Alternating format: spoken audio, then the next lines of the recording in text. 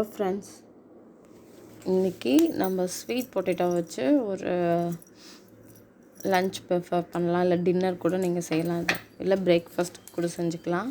Sweet பொட்டேட்டோவை first வேக வச்சு எடுத்து வச்சுக்கோங்க. ஒரு கடாயில் நான் கீ போட்டிருக்கேன். நான் பாப்பாவுக்கு செய்கிறதுனால நீங்கள் ஆயில் கூட போட்டுக்கலாம், ஆப்ஷனல் தான். ஆயில் கூட போட்டுக்கலாம். ஒரு டேபிள் ஸ்பூன் கீ போட்டு ஃபஸ்ட்டு ஜீரகம் தாளிச்சிடுங்க. ஜீரகம் போட்டுருங்க. நெக்ஸ்ட்டு ஒரு மீடியம் சைஸ் ஆனியனை கட் பண்ணி வச்சுருக்கேன், ஸ்மாலாக. அதை நீங்கள் போட்டு வதக்கிடுங்க. அது வதக்கினோடனே கொஞ்சோண்டு மஞ்சத்தூள் கொஞ்சம் போட்டுக்கோங்க. நான் மஞ்சத்தூள் இந்த சக்கரவள்ளி கிழங்கு ஏன் வெள்ளையாக இருக்குன்னு எனக்கு தெரியல. ஆனால் வெள்ளையாக நான் பார்த்த வரைக்கும் எல்லோவாக தானே இருக்கும். பட் ஆனால் வெள்ளையாக தான் கிடச்சிது. ஒரு 1/4 டீஸ்பூன் மஞ்சத்தூள் போட்டிருக்கேன். சக்கரவள்ளி கிழங்கு வேக வச்சு மசிச்சு வச்சுருக்கேன். அந்த மாதிரி வேக வச்சுட்டு தோல் எடுத்துட்டு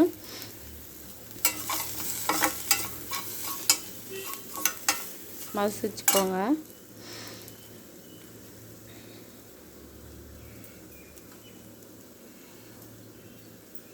இது குழந்தைங்களுக்கெலாம் கொடுங்க ஃப்ரெண்ட்ஸ்.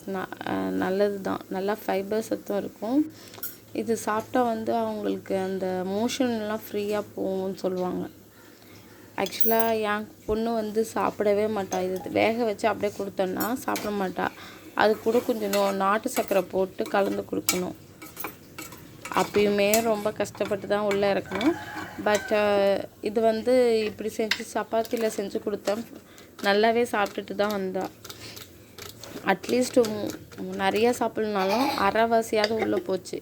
ஸோ இந்த மாதிரி நீங்கள் டிஃப்ரெண்ட்டாக ட்ரை பண்ணி பாருங்கள். சில்லி பவுட்ரு காரத்துக்கு தகுந்த மாதிரி போட்டுக்கோங்க. நான் 1/4 டீஸ்பூன் தான் போட்டிருக்கேன்.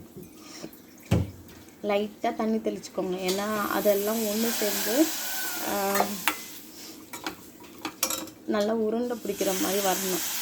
சப்பாத்திக்குள்ளே வைக்கிறோம்ல, ஸோ அந்த பதத்துக்கு வர்ற மாதிரி தண்ணி தெளித்து மூடி வச்சு வேக வச்சுக்கோங்க. இதோட பதமே நல்லா நமக்கு கெட்டியாக உருண்டை பிடிக்கிற மாதிரி வந்தால் அதுதான் பதம். இப்படி வந்துருச்சா, ஸோ நம்ம ஆஃப் பண்ணிவிட்டு சப்பாத்தி மாவில் சப்பாத்தியை நார்மலாக தேய்ச்சிட்டு அதுக்குள்ளே உருண்டை நம்ம பண்ணுவோம்ல, அந்த உருண்டையை கொஞ்சம் குழியாக பண்ணிங்கன்னா அதுக்குள்ளே இதை வச்சுட்டு இப்போ மூடிட்டு இப்போ சப்பாத்தி தீட்டிடலாம்.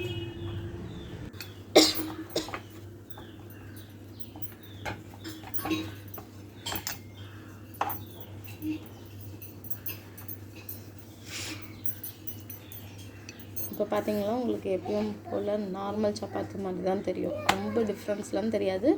ரொம்ப மெலிசாகவும் வரும். நீங்கள் செஞ்சு பாருங்கள். கண்டிப்பாக இதை புட்டுட்டு போவோம் அந்த மாதிரிலாம் இல்லை, நார்மலாகவே வந்துச்சு. நீங்கள் அடிக்கடி ட்ரை பண்ணால் வந்துடும். ஃபஸ்ட்டு டைம் வரலனாலும் அட்லீஸ்ட் ப்ராக்டிஸ் பண்ண வந்துடும். ஸோ சாப்பிடாத குழந்தைங்களுக்கு எதையாவது பண்ணி சாப்பிட வைக்கணும்ல. ஸோ அதனால் நீங்கள் நான் லஞ்சுக்கு கொடுக்க போகிறேன். இதுவே நீங்கள் பிரேக்ஃபாஸ்ட்டுக்கு அப்படியே செஞ்சால் அப்படியே சூடாக சாப்பிட போகிறீங்கன்னா ஆயிலே அப்ளை பண்ணிக்கலாம். இல்லை நீங்கள் லஞ்சுக்கு பேக் பண்ணணுன்னு நினச்சிங்கன்னா பட்டரு இல்லைன்னா கீ மேலே அப்ளை பண்ணிங்கன்னா கொஞ்சம் இன்னும் சாஃப்ட்னஸ் கொடுக்கும். அவ்வளோதான். நல்லா சுட்டு எடுத்துட்டிங்கன்னா சப்பாத்தி ரெடி.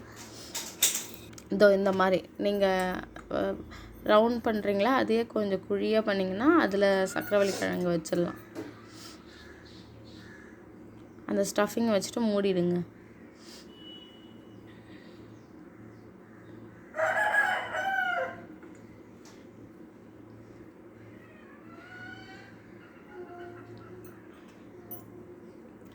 நார்மலாக நீங்கள் தித்துற மாதிரி தித்திட்டிங்கன்னா நல்லா வரும் ஃப்ரெண்ட்ஸ். செம்ம சாஃப்டாக இருக்கும். நார்மல் சப்பாத்தியோட இது நல்லா சாஃப்டாக இருக்கும்.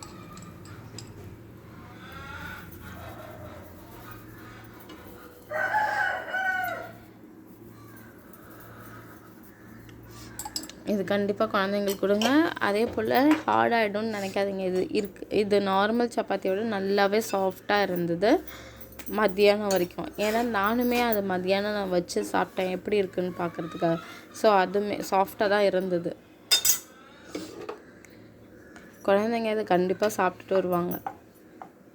டெய்லி நம்ம லன்ச் என்ன பேக் பண்ணுறது, என்ன சாதம் பண்ணுறது, வெரைட்டி ரைஸு, சாம்பார் சாதம் இப்படி பண்ணுறதுக்கு வீக்லி 1 days வந்து இந்த மாதிரி நீங்கள் பண்ணி கொடுத்தீங்கன்னா அவங்களுக்கும் கொஞ்சம் டிஃப்ரெண்ட்டாக இருக்கும், சாப்பிட்டுட்டும் வருவாங்க.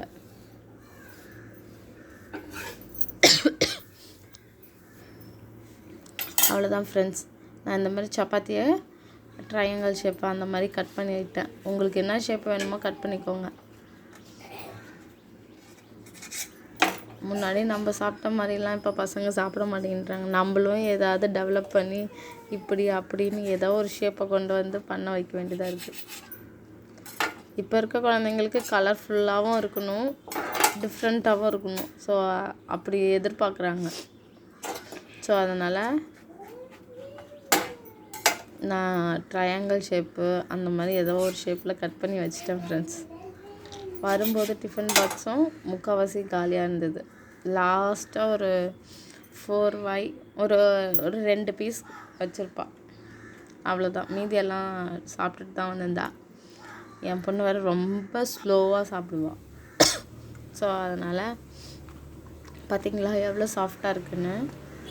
லேயராக வர மாதிரியும் இருக்குது பாருங்கள். Thank you friends. கண்டிப்பாக ட்ரை பண்ணி பாருங்கள். See you. Bye.